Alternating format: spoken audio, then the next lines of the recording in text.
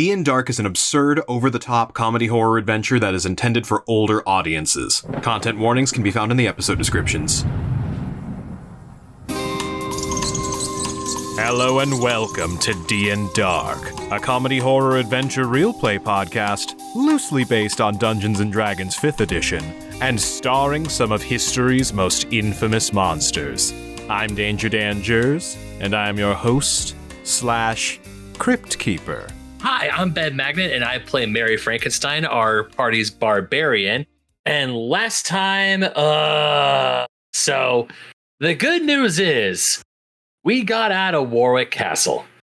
The bad news is that Dracula essentially hypnotized not only London, but I could only assume the entirety of England, or as Frankenstein once said it, English, into thinking that if it looks like a monster, walks like a monster, talks like a monster, then it's a monster that needs to die. So, yeah, that's not good. And then, of course, unbeknownst to the rest of the party, our good friend Imhotep is having a good old fun time down in hell with our devil lord Asmodeus. And, shit's bad, y'all. Shit is really, really bad. Thankfully, Maleva showed up in the nick of time, was able to get into her carriage, and we were able to run away because we had an angry mob chase after us, and that triggers something in Frankenstein's monster. So who's ready for some feelings talk? I'm so ready. Never. Hi, I'm Jordan. I play Larry Talbot, a lycanthropic warlock. And last time, Larry managed to awaken back in his human form with 2 different messages in his pocket. One that Maleva was on her way, and a terrifying idea that Maleva's heading straight towards Dracula, guns a-blazing. So Larry had one thought in his mind: I gotta get up, I gotta get back to the surface, and I gotta make sure she's okay. And then the other little message in his pocket is a good little pocket pal that ensured that he was able to get out of Warwick Castle in one piece. So that'll be an interesting. Fucker won't die. I don't know what you're talking about. But yes, I was able to regroup with my friends. We got surrounded by mobs. Luckily, Maleva showed up just in time to not be attacked by anyone, but to rather rescue us from the mods. And now we're making our escape now. We would have been fine. You went outside and said nope. Hello, I am Grayson. I played Jack Griffon, the Invisible Man, the party's rogue. So last time, Jack was much more quiet than I guess normal. At the end, he started talking a little bit more, lied to a crowd, convinced them to go and look for the actual monsters inside the castle. And we finally got out of there. I don't know. He's struggling with a few things, but luckily we've got Maleva, we've got the entire crew. Well, mostly the entire crew. He's in the bag. Yeah. Hopefully we're going to, I don't know, come to an understanding with what our current situation is. Hello, everyone. I'm Aaron. I play the Phantom of the Opera, our bard. Last time I set right to work making use of that pretty little book Imhotep left me. I learned the turn off spell and I executed it perfectly. Which I thought we'd never hear a bard say. And then I also finally pulled off the trick I've been trying to forever, which is starting a tiny hut in the middle of combat, impenetrable and perfect. The enemies were inside it, which was not really the plan. And then we escaped through, Maleva, whatever, thanks, I guess. Hello, my name is Daniel Cruz, and I played the angry British mob last week. and also, I guess, Imhotep, the currently human soul cleric in hell. So, Asmodeus gave me some very interesting information about our friend Dracula. Which I'm excited about. I'm very interested to see where that goes. Oh, yeah. And told me that he wants me to return to the realm of the living to deliver to him 2 souls. One of them is Dracula. The other one may or may not be our friend, the Phantom. It may not be, right? It may or may not. I'm leaning towards may not, but I mean, who knows? I don't know. But instead of being really chill and just letting me go, he said, hey, here's this boulder. you ever heard of Sisyphus? He had a great time down here.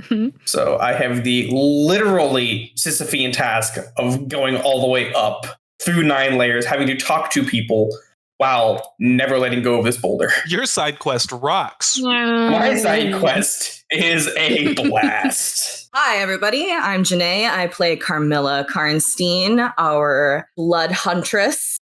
Carmilla is having a crisis. You keep having crises.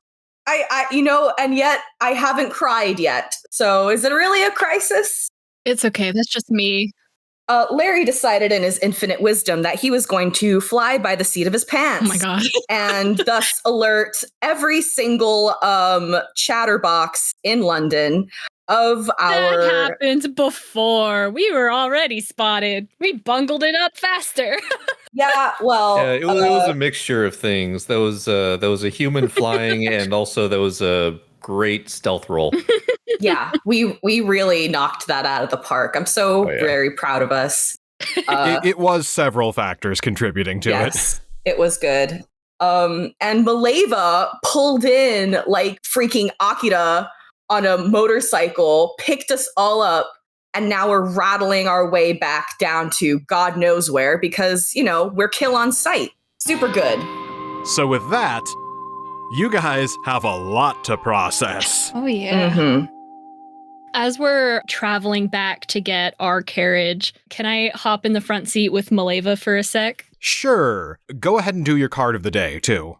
We've got the Hierophant and the Empress. Hierophant gives me proficient in religion. Bonus is doubled. Once per short rest, you can use cleric ability, turn undead. But you can only turn a single creature. Nah. Empress, you're considered proficient in persuasion, and your proficiency bonus is doubled. Once per short rest, you can cast suggestion without expending a warlock spell slot. Empress. Okay, so anyway, you said you wanted to go to the front seat? Yeah. Hey, Maleva, can I speak with you? Yes, Lawrence. I've been wanting to speak with you as well. I am very concerned that you had a wolf encounter on a night that was not a full moon. I do not even know how that is possible. That is what brought this whole endeavor to my attention. I know. It's one of the strange things that the cards are able to do for me. She's gonna look at you with confusion. Oh, she doesn't know. Interesting. So, Maleva, I was able to do that on command. Which, that being said, you could only imagine the dire situation that I would do something like that in. Things have gotten so much worse. The color is draining out of her as you are saying this. I know. And she says, Lawrence, I need you to tell me exactly what happened. We were following Raynor down into Warwick Castle, and we found him there, and he's trying to summon someone. Later, we found out that Raynor is not actually Raynor, but rather Renfield. And Maleva Dracula is back. He's alive again. That is concerning. I now understand what the cards were leading us to those few weeks ago back at the cathedral. Now please, I do not mean to keep harping on the same point, but you are able to change into the wolf on command? Yes, I mean, sort of. It's only when I pull the moon card. But that doesn't matter. What matters is I only got your message that Lawrence, the cards are not supposed to be able to do that. They're not? I gave you those cards as a means of communication and divination to offer you some guidance. If you are drawing something else from out of those cards, then that means that you have gotten unspeakably powerful in a staggeringly short amount of time.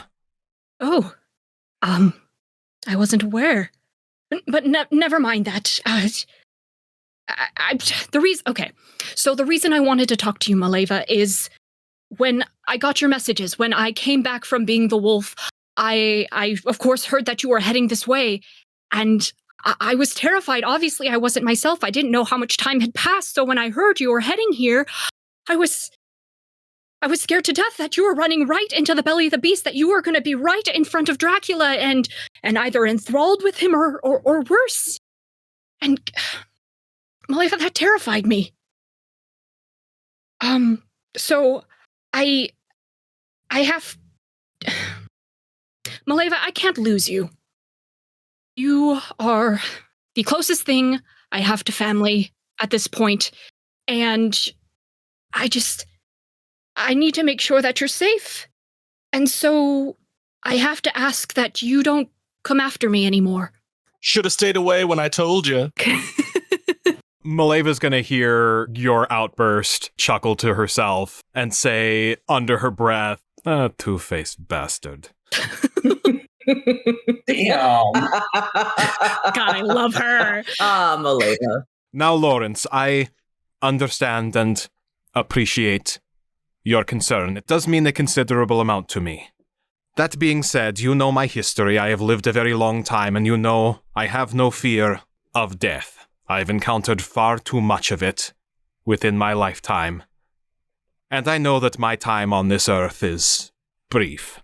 That being said, I am still incredibly concerned about not just your well-being, but what that means for the future of this curse that you bear.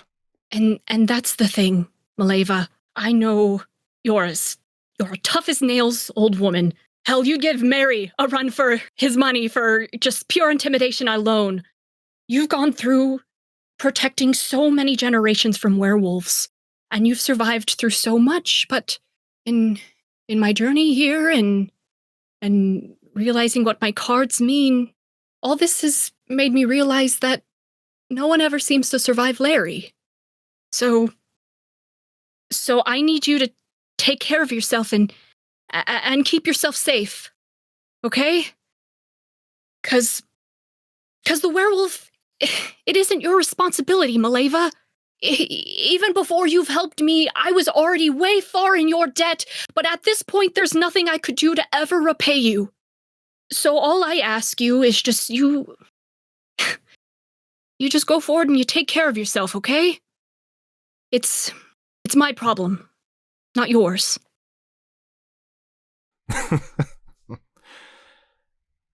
Things were simpler before I knew you, Lawrence Talbot.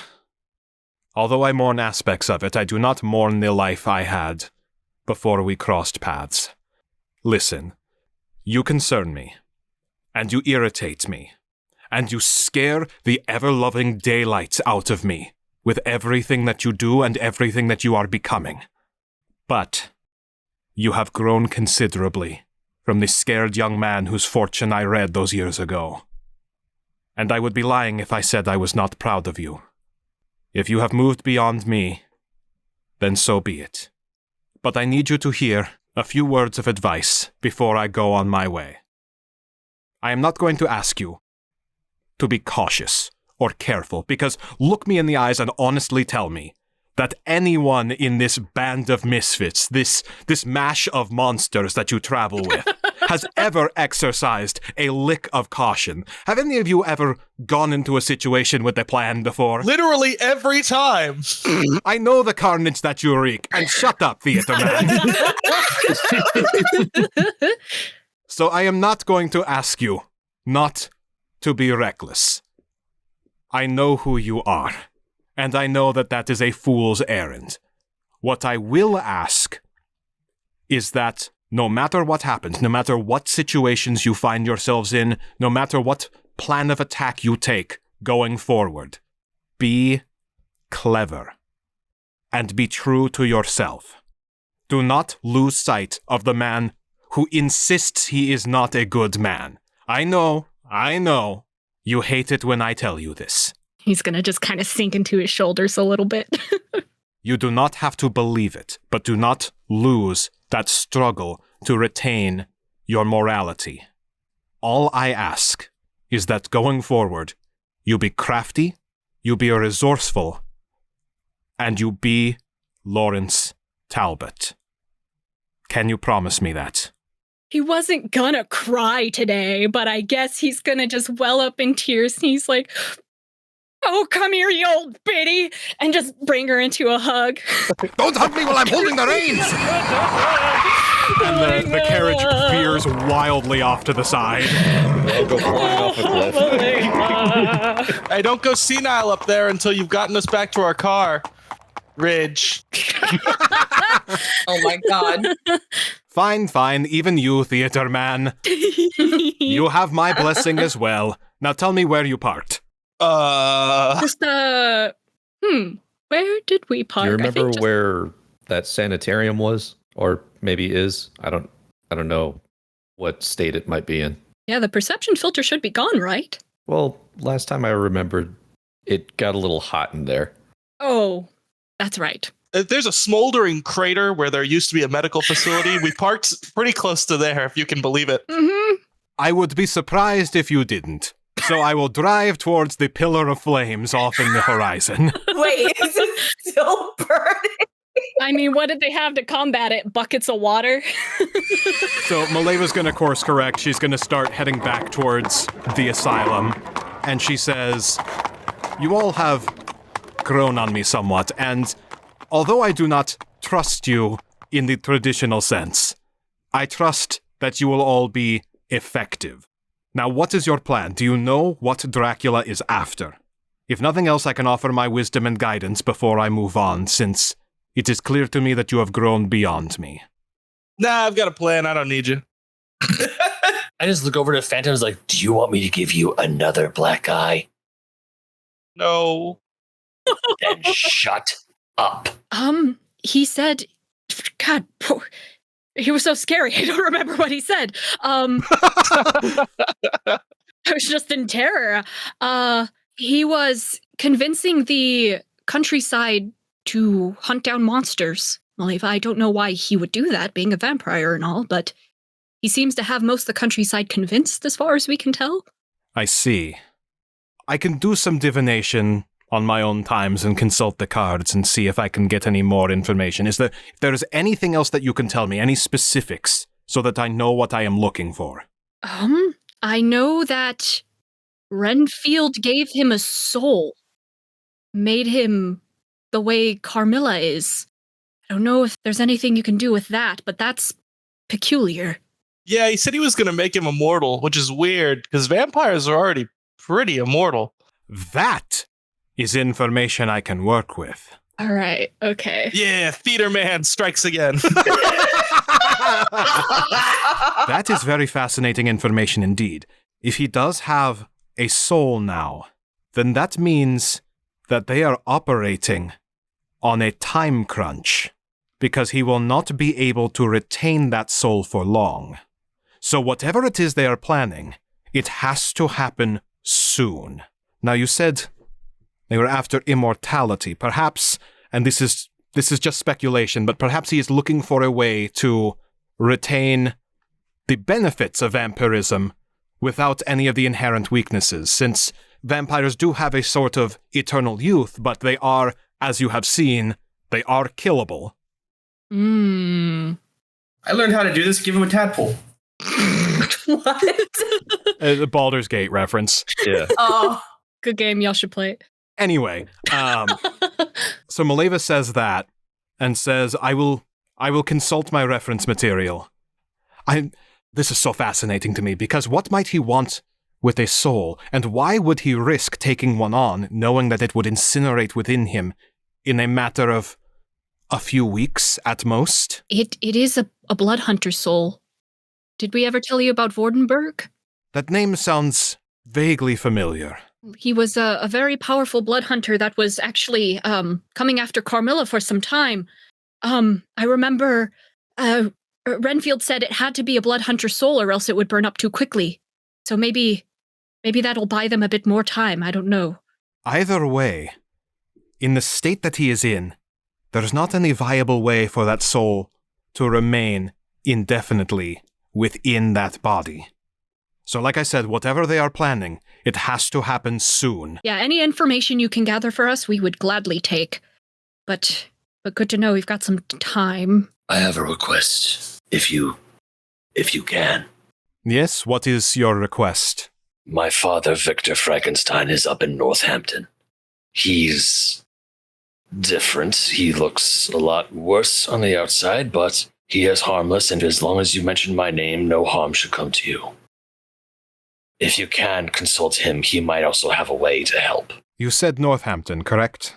Yes, Northampton. He's based out in the church. All right, that shall be my next destination after we part ways.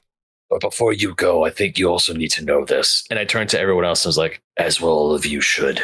When we went to the sanitarium, or at least into the ethereal plane, after that weird episode with the, the giant bowl, the milk, the caricatures of us, I don't know what that hell that place was. Oh my god, you guys all experienced that too? Wait, what? You too? Yeah. Yeah, it was weird, right? I was swimming in milk. It was awful. It got everywhere. Anyways, when I came back, I wasn't in London. I was in Northampton, in the ethereal plane. And somehow Victor was able to talk to me. We weren't able to have a conversation, but he had a message. I'm not a fan of what he's doing. And he told me she's not ready yet. Oh. But she might be able to help us. Oh. He told me he knows loneliness. And even though I haven't felt lonely in the time that we've been traveling together, I haven't known what loneliness was, but he said he was going to build a bride for me. Whoa.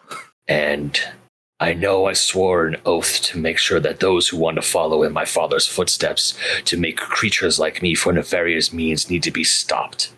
But I don't think he's building her as a weapon. I have a feeling that we should give this, my so-called pride, a chance. I don't know. You said she wasn't a weapon. Well, If she comes to and she doesn't want to destroy, Then she's no good to us. but she can still help. Mary, if it works out and you guys grow to like each other and everything. That's a little far down the road. I'm still trying to come to I'm just saying, if it happens, can I be your best man? Inspiration. Thank you.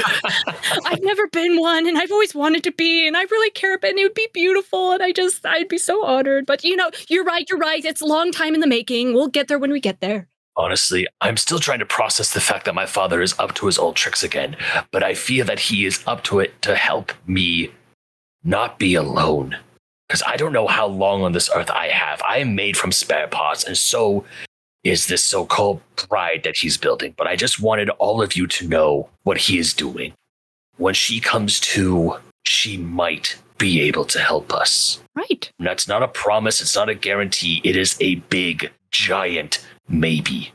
But I just wanted all of you to know what's going on. And I didn't want to spring any more surprises on you. Thank you so much for telling us. That's huge. And I go over to Maleva. I was like, now his methods are unorthodox, but he has gotten some new abilities with his recent transformation. Just, if you don't like squid, try to look away. But I feel that he is trying to do good. And I also want you to give him this. And I give the journal to Maleva. Tell him Renfield had it. As far as I could tell, it's intact. But it was copied. There are copies out in the world. And I will do my best to find them all and destroy them without hesitation. I understand, and I will accept this task you have given me. I have seen a great many things, but I do not think I am prepared for what you have described. So, I appreciate the forewarning. I know, it's really hard for me to describe. I feel bad. He shouldn't be turned into that thing that he is now, but oh well. Whatever your complicated history with this man seems to be, it seems as though he means well.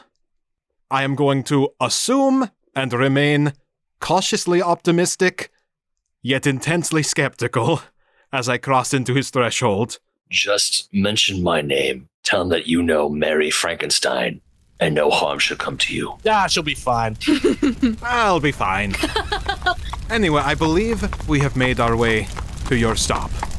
And you pull up in front of the blazing inferno that is the sanitarium. I instantly start sweating and go, hot, and I just make a beeline to the carriage. Yeah, this is probably not the best place for Mary to be at right now. No, it's not. As I walk past the carriage window, I'll side-eye Maleva and be like, drive better next time, and tip her my 1 gold coin. She's going to signal to you to stay behind for a second. Fine. As I leave the carriage, I just want to hold her hands in mine and just go, "Thank you, Maleva, for everything." She will nod but won't say anything. I'm coming, Mary! Try and stay cool! And then, with a hand on your shoulder, Phantom, she's going to look you in your good eye, your good black eye. Ordinarily, I would not do this, because I do not like you. I think you are funny, and I think you have potential. And I know what the others think of you. But I need you to know your fortune. Oh, shit. You are on a dangerous path, and there is a crossroads ahead of you.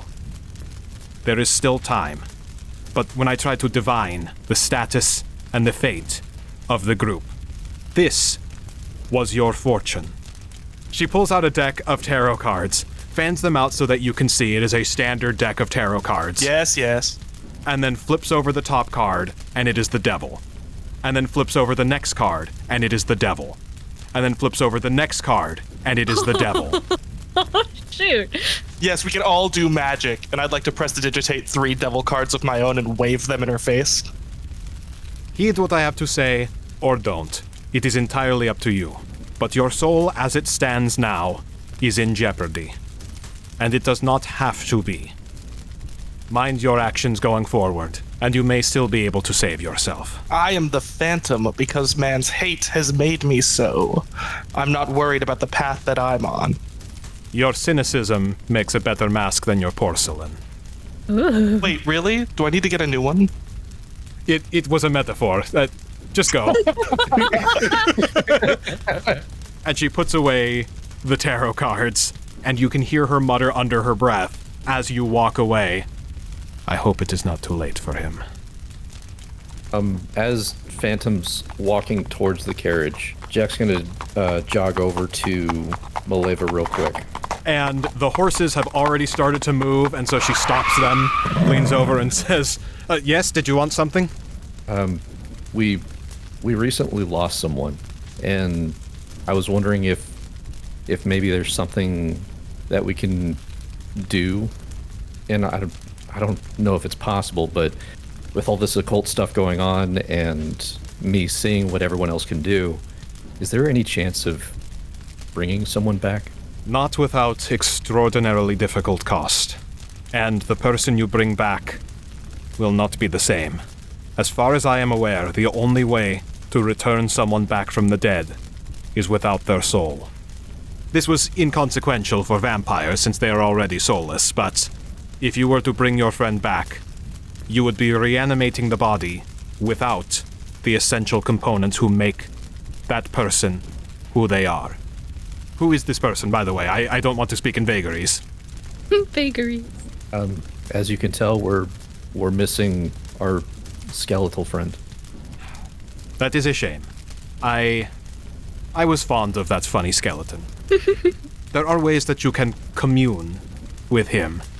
I do not know that there is any way, shy of something extraordinarily powerful and reality-breaking, I do not know that there is a way for you to bring him back, but you can at least get some peace and commune with him. There is some magic that allows you to speak with dead. I don't get it. However, you will only be able to get information about what was known in life. You will not get any insight into what has happened to his soul in layers beyond. So here's a fun above-table thing.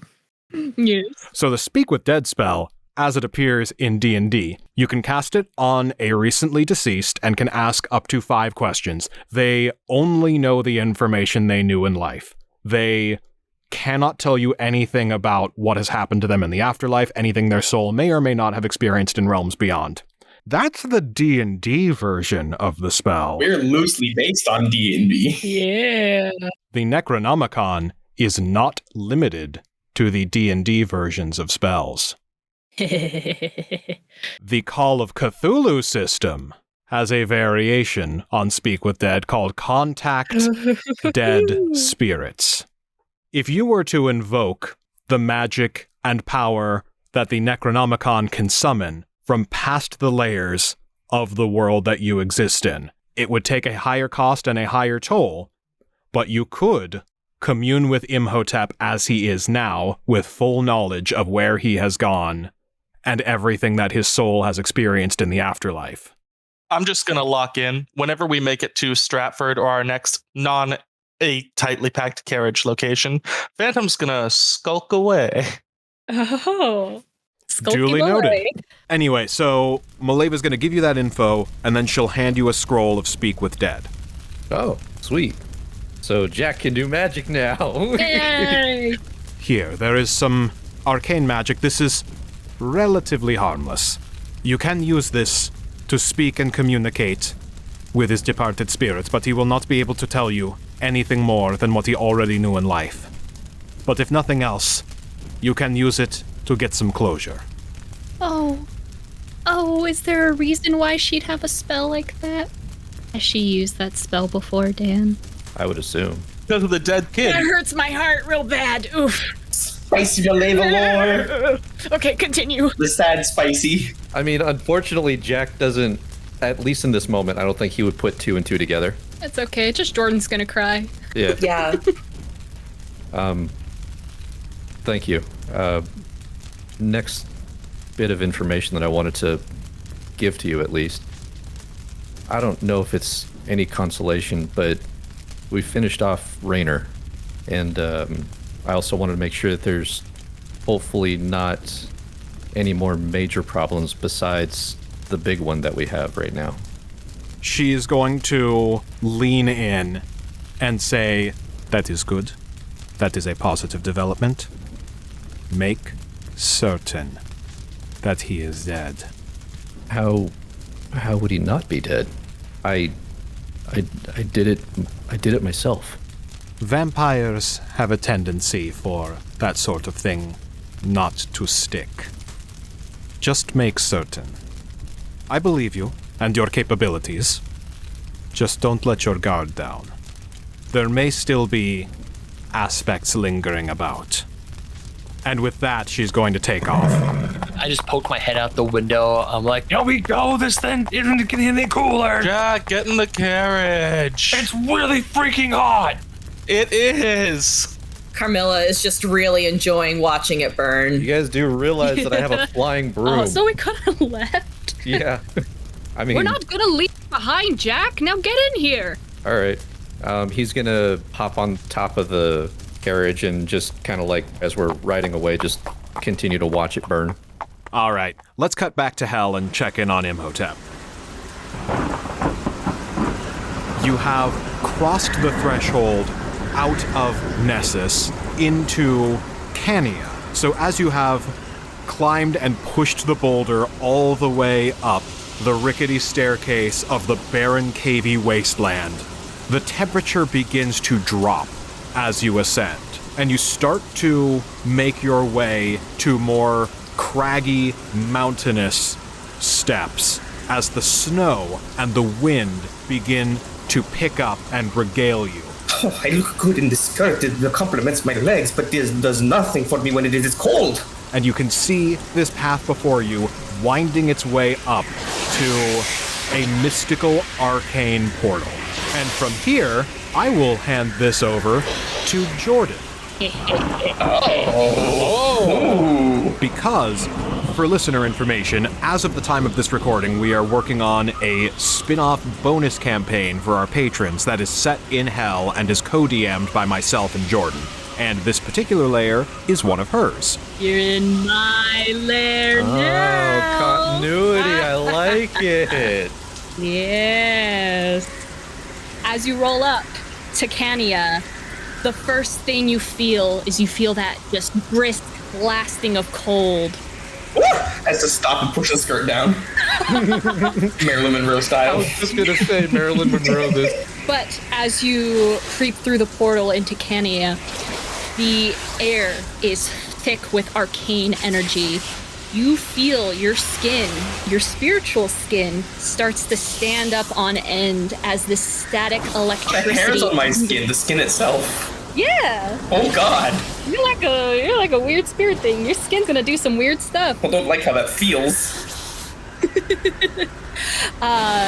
The air smells sour and like ozone, and compared to the complete audio void of the previous lair, where your voice would echo for miles and miles and miles, this lair is deafeningly loud. Wind is blasting by you, pushing you and your boulder at a diagonal. You hear just the roaring of wind, and off in the distance there are bright flashes of light as there is this arcane thunderstorm. Lightning crashes and bangs and booms. And centered where that storm is spiraling, in the eye of the storm you might say, is this just huge stone fortress. And as you're pushing through the wind and the storm, really crunching this boulder through, out of the corner of your eye, because most of your vision is taken up by this boulder, you start to see little black silhouettes in the snow that, as you keep going, start to appear around you more and more and more until you're completely surrounded in the sea of these little black wisps. Whatever you are selling, I'm not interested. You see these bright yellow eyes peer at you, and you feel something very familiar, Imhotep. You feel feline hatred beaming at you. I fed him, I cleaned the litter box, I don't know why he didn't like me. I did everything right.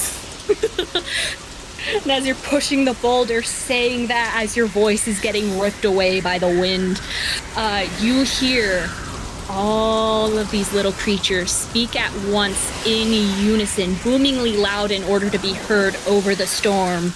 The master is expecting you. Oh, they all sound like rot spell. Sound like rot spell.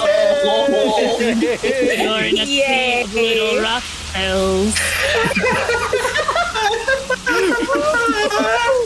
Oh, that's too cool. For context, this is a reference to Grayson's character in that spin-off Hell campaign I mentioned. We'll have more information about that when it's further along. So as you finally make your way where this little sea of little black smoky cats are following you in, you pass through this giant doorway, and you see these words engraved above in the arch. There are few problems that cannot be solved, and beneath it in tinier writing, through the application of overwhelming arcane fire powder. As you cross through the threshold, the shadowy cats blast past you and pour in around you, and when they get close, you hear their hissing and their grumbling and their moaning as they get irritated by being in your very presence. Look, I have a cat friend. He's just not here right now. And they flow past you back into the shelves and the shadows of the lab equipment and book diagrams and runes and tablets. And as the door closes behind you, this room is much more quiet. There is still magical energy in here, and it's thick, but it's being filtered and processed and cataloged and charted into the numerous amount of books and catalogs around you. And as you have your boulder nicely secured in this location, you see one little cat come up to you and say, The master has been expecting you. Follow me. He is going to push the boulder and follow the little kitty cat. And he guides you up these stairs, because you haven't dealt with enough stairs already. What is it with you devils and trying to be higher than each other? And above you, you see this very large form sitting upon a giant stool. These lighthouse-sized eyes are just staring unblinking at a giant tome in front of them. A wizard hat the size of a room sits upon its head. And then the little cat minion turns and says to you, Hello, I am Chansey, the Expendable, and I will be speaking for Master Mephistopheles today. Chansey the Expendable? Yeah, Chansey. Love it. The master says, You reek. You reek of the stink of his abyssal counter, the mysterious cat. He says the residue of where he gnawed at your soul still remains. kind of reaches his hand toward his heart, like one hand on the boulder still, of course, but like reaches his hand toward his heart, kind of like feels his chest. Make a charisma saving throw. Oh goodness, here we go. Oh, my charisma's actually not that terrible. I say that as I get a total of 10. Awesome. With a 10, your abyssal patron still cannot reach you down here. You said you were going to protect me, just saying. Yes, I may have made friends with another certain pussycat. Yes, he knows him very well, and very daring of you to even stand in his presence with that stench. Don't have much of a choice. The master would love to dissect your skin, split apart every fiber of your muscle, and crack through your bones and analyze the very marrow where that echo of that spirit remains. I'm pretty sure that I have 2 extra ones, and I know that plenty of people in the party would be happy if they were gone. Wonderful. Yet, the master cannot touch your soul that way here. Because, unfortunately, you are under the contract of Asmodeus. And you are a very, very lucky rat. Oh, the rat? You are in the presence of his master, so you are a lab rat to him. I'm a guinea pig, at least they're cute. And there's something you need from the master, correct? I believe it is a signature. Yes. And though he cannot destroy and reform your soul over and over again, there's still something you can do for the master. Oh, please don't say it's a second boulder. As wonderful as that would be, the master has no need of experimenting, seeing a spirit roll 2 boulders. Meaning he's done it before. You see, this is only the 2nd layer of hell, and it's assumed that you will be passing through here many, many times. Perfect for the experimentation. Oh boy. The master will give you a key, but each time you pass through here, you will be inflicted with 1 dose of unknown magic straight from the source. That way we can catalog what effects it has on you. If you will just sign this waiver here, we can get her process started. So Imhotep looks at the contract. Does it count now that I have to have a piece of unknown magic attached to me? Yes. We wouldn't want to waste the opportunity. You're lucky I have no choice but to sign. So yeah, he'll sign on the dotted line. I'm surprised you didn't even want to read it, but I'll read it to you anyways, because I'm just that nice. Okay. It states that I, Mephistopheles, not me, that big guy up there, am not responsible for the condition of your soul post-experiments, as long as it, your soul, can still complete the previous contract established by the Devil Lord himself, Asmodeus. So, you have signed, you get your key, and we shall roll to see what magic you are inflicted with. While that rolling is happening, as you get this ethereal key, you are essentially handed a small sigil that attaches to the boulder, and it shrinks slightly. Oh. It is still enormous. But it's not as enormous. It reduces by 1/8 of its previous size. Your feet always sink at least 1 inch into any surface you walk on. So like sludging through water or mud or slime, your feet start to melt into the surface as if it was liquid. So, Imhotep signs the contract, and the sigil appears, the boulder shrinks, and he gets a little lower into the ground, and he's like, why do my feet feel just slightly damp? As just the very stone beneath your feet is just pouring over your ankles and slinking upwards. And you see Mephistopheles for the very first time kind of look over his shoulder, kind of give a little bit of a purr, and then you see this giant quill come out swirling around and starts writing something down in the giant tome. And he flicks his tail back and forth. And in one of those tail flicks, you see a spark of electricity hit the wall, and it opens up the portal, the next place for you to go. I hope I do not have to come back here again. just straight up, I don't want to talk to this cat again. And we're back to pushing the boulder. as you take the boulder and start pushing it out into the portal, you pass by a cat with some orange goggles, taking some notes about a chain of cat spirits all glued together at the hand. And they're all singing a little ditty to each other. A cat so clever, magical master Mephistopheles. Grayson, if you want to have a small cameo, here's your chance Yeah, what do you yes. say? to say something as Rotspell. Yeah, as you're taking notes about your chain of glued together cats. He's taking notes, and then all of a sudden he's just kind of like, So I wonder if this would ruin his time any more than it is. and he just casts grease on the boulder.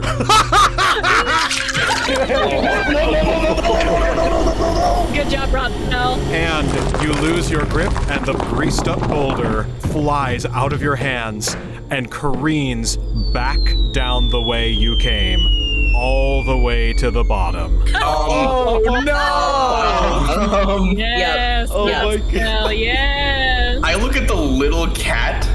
I kind of crouch down. Do I have my magic while I'm here? You do.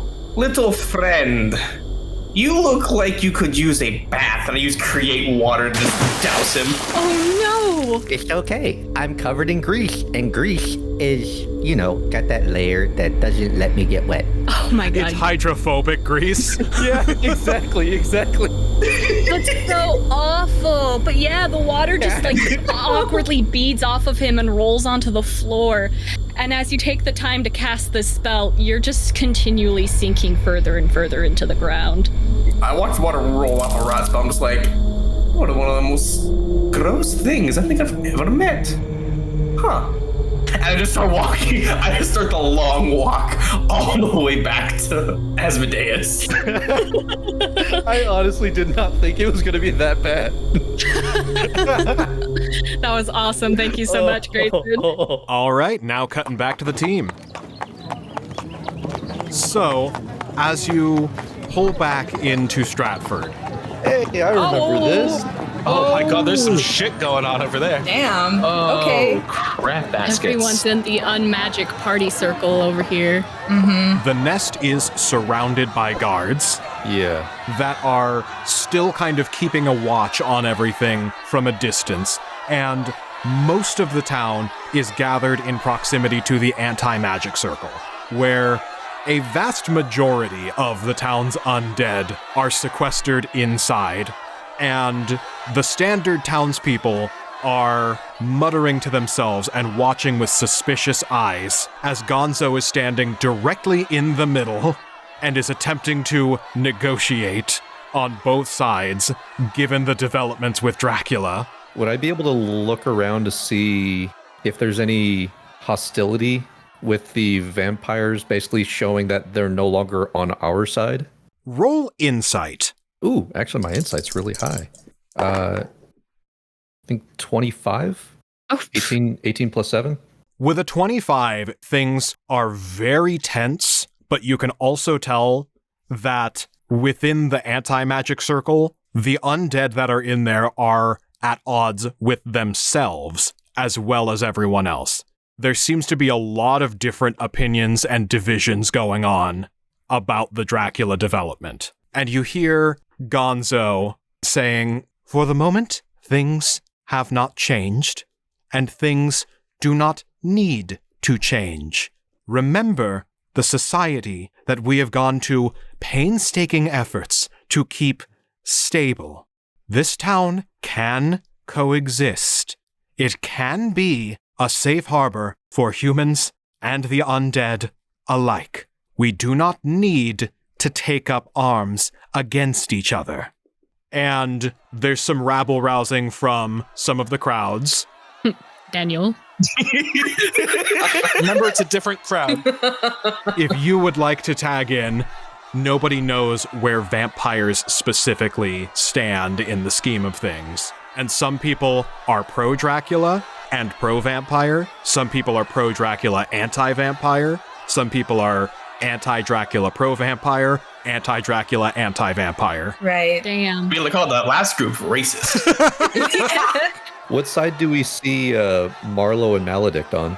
More importantly, what side is Orlok on? Your best friend. He's on your side. You overhear Orlok saying, Look, please, everyone, I just want a nap. You can all handle this without me. If I can be excused to just go over there and lay down.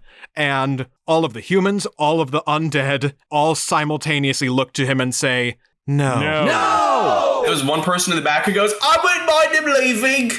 I don't want to look at him anymore. He's gross. Yes, we all know he's gross, but he's still a part of this whether he likes to be or not. He turned into a spider and gave me the heebie-jeebies. All right, I guess that's fair.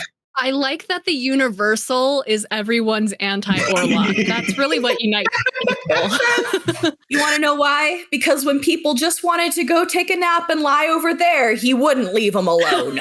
Or he had to stop an entire town meeting just so that way he could have his community night. Right. Yes, he's a creep, but he's harmless. Wait, are we creep? What are we doing? What's the game plan? Are we sneaking in? Yeah, if you guys want to insert yourselves into this, Marlowe and Maledict seem to be slightly more on edge than usual. Hey, Erik, do you have a couple more of those sun hats? Just the one, I'm afraid. Damn it. Okay. Look, I will not be an issue for you for much longer. If you can just let me go, I will take my things and I will vacate this island. I will run away to somewhere else in Europe, and this will no longer be a problem for you or I. From one of the anti-vampire people, you hear, I had to clean his house. I lost a finger in a trap. His house is weird. I don't like him. Neither me nor my house will be here for long if you simply let me go. Are you going to move the whole house? Oh, please don't ask him that. He'll never shut up about it. Now, listen. Maledict, I understand your reservations, but you know that I will not be leaving. If you want to go and fuck off somewhere else across the country, then by all means, you go and live off your cowardly lifestyle while I tend to my responsibilities here. Ooh. Oh, the drama. I need some popcorn. I would say you do not need to over-dramatize this, but you need to over-dramatize everything. So I will not stop you. If you don't want to come with, you do not need to come with. But either way, I will not be here in a few weeks' time. You don't need to be here now. Oh, shit. Oh. Trouble in paradise. Gonzo's trying to douse the flames. Nobody needs to go anywhere just yet. We still do not fully understand the situation. We do not know all the ins and outs, and we should not make any hasty movements until we see the full picture. And that goes for all of you. And then she looks down and sees all of you coming into the town. I was about to ask if we wanted to make some hasty movements. I am hastily skulking away. Do we have to make a perception check to see if he's going anywhere? I'll let him go.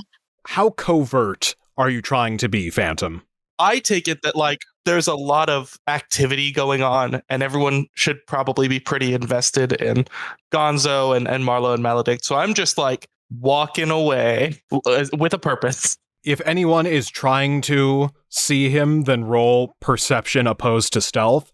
But if you're not drawing much attention to yourself, you can just skulk away. I would like to roll perception. Yeah, I'm doing the same thing. Okay, roll perception, Phantom, roll stealth. Why you gotta make me roll? You know what happens. That's a 5. Oh, man. I rolled a 10, but my perception's a +5, so it turned out to be 15.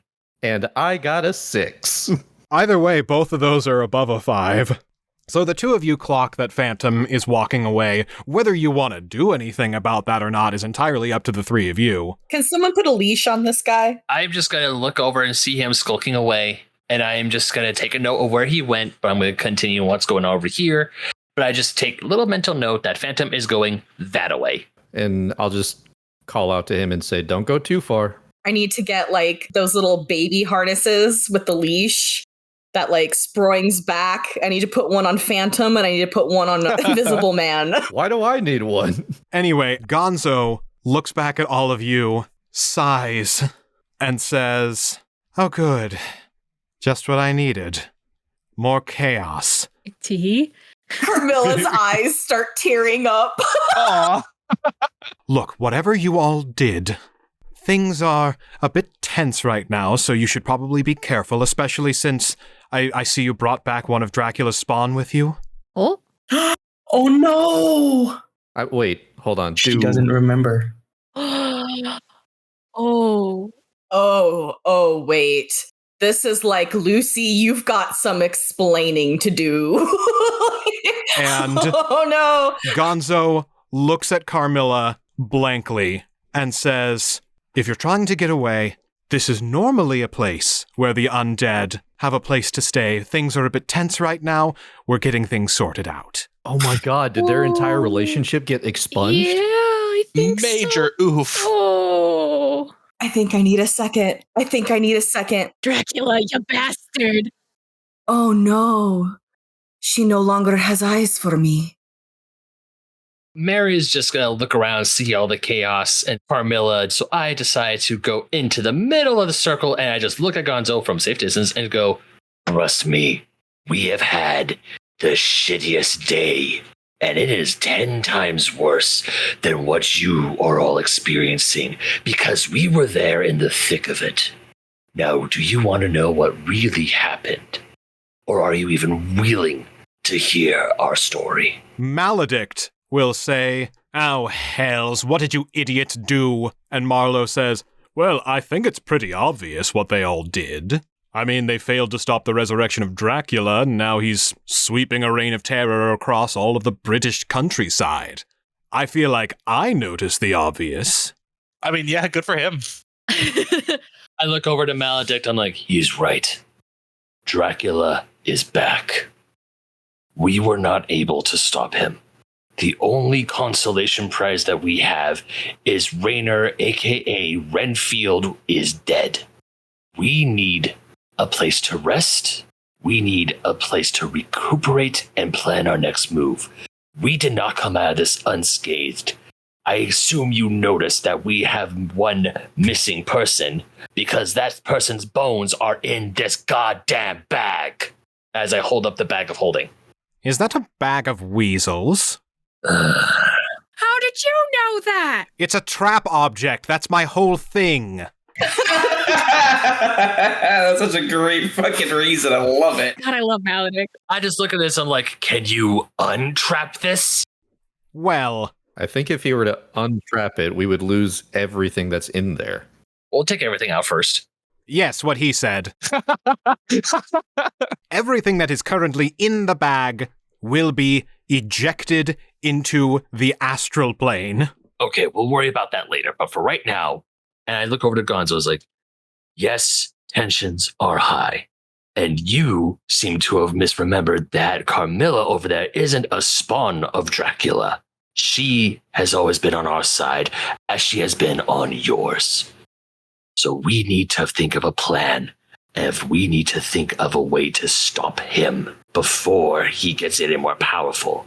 Because apparently his resurrection was just phase 1 of a grander scheme. What that scheme is, we don't know. But what we do know is that he's trying to become immortal. And there is not a safe place in whatever the hell you call this backwater country of yours where we, as I point to all of us, can't be safe to stop him for good. Now, Gonzo, will you help us? Or do we have to leave you and your best chance of surviving the storm? You can stay here. And she looks hesitantly at the people that get more agitated as she says that. You can use this place as a safe harbor, but I have more immediate issues that I need to tend with in order to keep this place a safe harbor. I will not get in your way, but this problem is entirely your own. I realize that, and you have my word. As I look over to the rest of the group and I just nod, and I'm pretty sure the rest of the group will agree with me that if something were to happen here at Stratford, while we are here, we will do everything in our power to keep you and every single person here, human, vampiric, revenant, undead, alive, or somewhat alive, as I look towards the undeads, and safe. As he points back at us, I just give a thumbs up in the air, like, yeah. Roll persuasion. Ooh. Okay. I was kind of wondering if Larry should be the one that's talking, but I don't know. Nah, it's fine. Ben's doing a killer job right now. He's got this. Yeah. Oh, he's doing great. Ben's killing it. I'll just sit back here and twiddle my mustache. You got it. Thank you. Barry's gonna apologize for essentially drafting us into the Stratford Defense Program, but it's the only way we could stay there because Mary got a plan. That's fine. Carmilla's wrapped up in thinking about exactly how many people have forgotten about her. Everyone. All the date nights lost. It was a straight 14. With a 14, Gonzo is convinced. The crowd is still incredibly skeptical of you and looking at all of you with wary eyes as Gonzo says, "Fine, pick a place to stay. Sleep here, regather your strength. Like I said, we will not get in your way, won't we?" The humans kind of take a step back, and the undead breathe a small sigh of relief. Some of them, at least. The ones that breathe. We'll stay out of your way, out of your affairs, and should the call to arms be called, we will answer it. As I go back towards the group, and I whisper to Larry and Jack, I'm like, Okay, I know I probably should have jumped in there without consulting you guys, but I thought that was the only way for us to get a place to stay. So I apologize, guys. I'll take the heat for this one. It's fine. You're good. I'm going to be in this hut as long as it's not occupied. It's I need some time to process things. Oh, sweet. We've got houses? Where were you? Around. So Ben, I as you've kind of gone off on your own and sequestered down in that house, talk me through what's going on. So first thing I'm going to do is I'm going to take the fucking bag of weasels. I'm just going to take a deep breath and try and pull Imhotep's skeleton out. Roll a d20. Fuck. It's a 3. Weasel! All right. So as you go to pull out Imhotep's body, as soon as it passes the lip of the bag, it morphs and shifts and transforms into a very large mummified weasel Amazing. that lets out an exasperated squeak Chitter. and begins to run. Roll sleight of hand. Oh no. If he doesn't catch the weasel and Imhotep comes back, can I come back as a mummified weasel? Oh, thank God. It's a -1 though. 15? With a 15, you are able to successfully snatch this mummified weasel. It is wriggling, writhing, and squirming in your hands and is deeply discomforting. I am. Creaking grease, creaking, jerking noises. No, shit.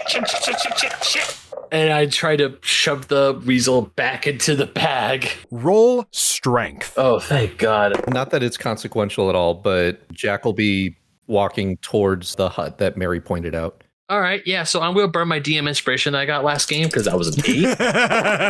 That was even worse. 9. With a 9, the weasel breaks out of your grip God fucking damn it. and runs out the door. I chase after it. And Invisible Man, as you are walking past this hut, the door flies open and you see this enormous mummified weasel clambering out towards you and sprinting full speed to try and get away. Is there any way that I can do some sort of stupid acrobatics to tackle his legs to grapple? Do they snap off? I hope not. Because he is mummified. Sure, roll acrobatics. Yay! So he'll take a running start and dive after the legs because he only sees the mummy bits. That is... Oh my god, that's a nat 1. Imhotep the weasel! Imhotep the weasel!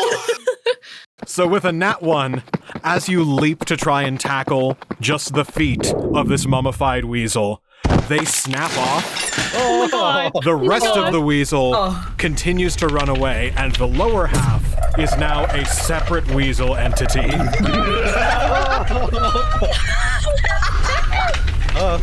Guys. Dan, I have a terrible idea. I'm gonna transform into a dog. Yes. Bark.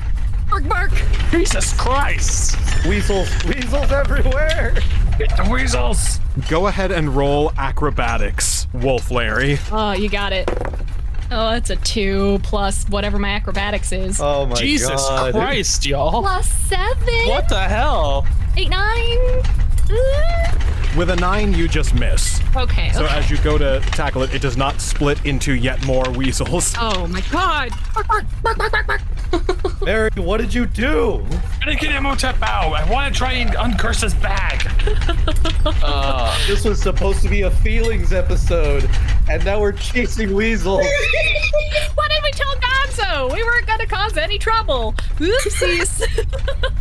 You didn't cause trouble. You caused weasels. Weasels. She should have been more specific. This doesn't count. It's fine.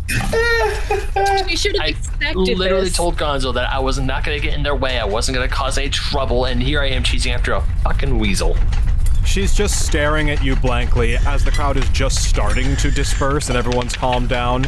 She stares at the commotion, lets out an enormous sigh, and slowly sinks her head into her hands. Oh, we're so sorry, Gonzo. I feel like Betty Hill should be playing as we chase this fucking weasel. Absolutely. You know, specifically, it's like an ancient Egyptian remix. Oh Yes, Dan, you got this. Editor Dan here. I was not able to get an ancient Egyptian Yakety sax, but I was able to get the next best thing, which was a medieval Yakety sax, courtesy of Middle Ages music. All right, so Mary, it is your turn. All right, cool. I am just gonna run and try to catch that frickin' weasel. 2. With a 2, you miss. Mary, what have you wrought?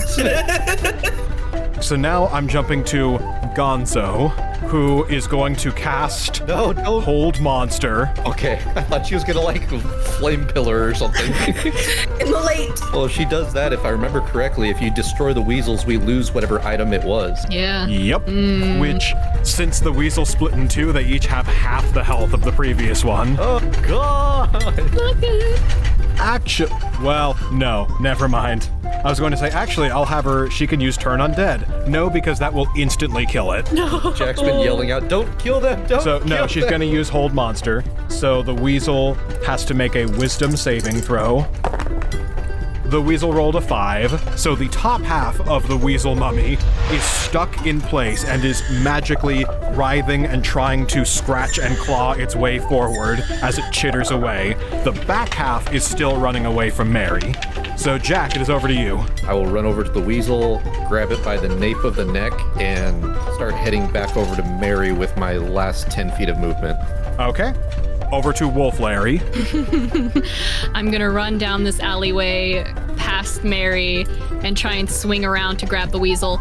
Go ahead and make a bite attack. You won't do any damage. This will be just to restrain. 18. With an 18, you have this weasel restrained. Don't shake your head and break its spine, please. I'm trying. It's really hard to resist. I have the bag wide open. I'm like, pop it in, pop it in, pop it in. And the severed legs of Imhotep spawn back into existence within the bag. You just as the back half of the weasel hits it, they just flop. Like you have to like pick the legs up and push them back in the bag. Yeah. I think we got this one taken care of. What is this? It looks like Imhotep? Yeah, it is. My plan originally was to take Imhotep out, give an empty bag back to Marlowe, and have him untrap it so it could be just a regular magic bag that holds stuff. But apparently, nothing can go right today. Marlowe makes his way over to you and says, speaking of nothing going right today. Oh, god damn Hey, it. buddy. Hello, everyone. It seems there's been quite an eventful last few hours. You can say that. I wouldn't bother worrying about the bag if I were you, because you have bigger concerns. I have a proposition for you. All right, what is it? You see, you've caused quite a lot of chaos and pandemonium, which most of the people around here might be upset with you about. But, I, for one, stand to benefit greatly from this. Because the one certainty in times of great chaos, what is the one thing that everyone needs when everything is changing with extreme uncertainty all around them? They need information. This guy. So my services are about to be far higher in demand. And I can't be everywhere at once. My network of gargoyles is a good surveillance system, but I could use a little more on-the-ground reporting. I would like to hire your services. He already hired me. Yes, well, I'm going to hire you again, so shut up. Here is an advance payment, 100 gold coins for each of you. Ooh. Bark? Take your time to lay low for a few days. There is some social gatherings happening at a town just over to the west. We will have to maneuver through London, of course, so you'll need to keep your heads down, but there has just recently been a grand opening in the town of Windsor. Yes. I hear your excitement over there, theater man. Yes. Oh, you calling that too? Doesn't everyone? Bark. Anyway, we have, unfortunately, just missed the grand opening of the big art exhibit in the town of Windsor. However, within about a week, they will be opening up and displaying a brand new opera house. Oh. And they will be commemorating the celebration with a masquerade ball. And anyone who is everyone is going to be there, so I have not only an invitation, but a social obligation to be a part of it. Now, I can bring you all along as on-the-ground informants. I, after all, will be chatting up the socialites, but it might be beneficial for you as well as for me, beyond just the money that I'm paying you to definitely do this for me. I never ask you fuckers for anything. You're coming. That is exactly what I wanted to hear. So, lay low for a few days, and then we'll come along to a grand masquerade. Bark. Bark. That's all I can do right now.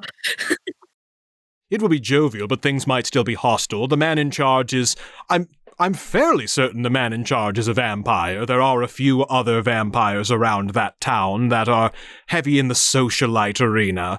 So, you'll want to still keep a low profile regardless. But that being said, still feel free to enjoy yourselves. I hear the famous traveling opera singer Christine Daae herself will be there to give a grand performance commemorating the grand opening of this opera house.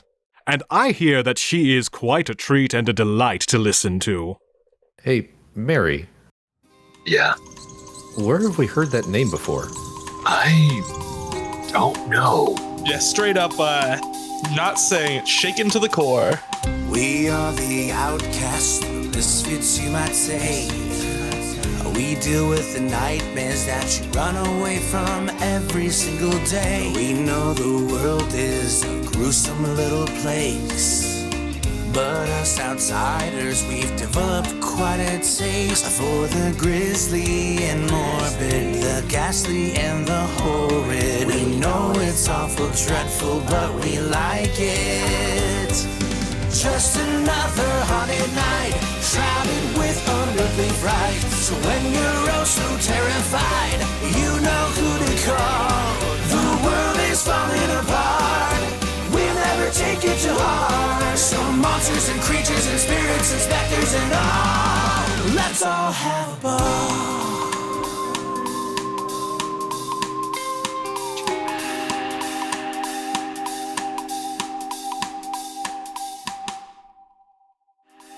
On the ride back, I'm just talking about like, so my milk was like cherry flavored in the giant bowl, but I had this really cool pair of overalls that, I kind of miss.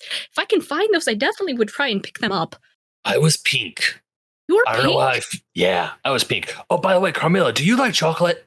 Who doesn't? I sweat. I used to. It was nice once.